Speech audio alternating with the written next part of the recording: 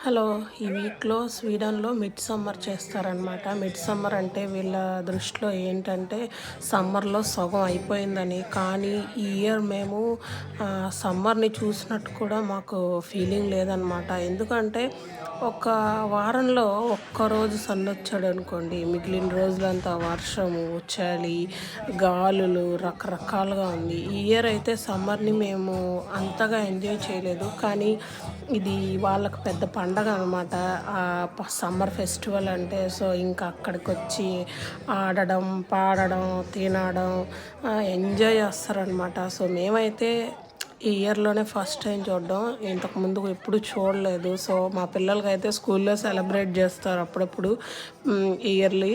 So, వాళ్ళకి దానిపైన ఒక ఐడియా ఉంది కాబట్టి వాళ్ళైతే వాళ్ళతో పాటు తిరుగుతూ పాటలకి డాన్స్ ఏస్తూ ఉన్నారనమాట.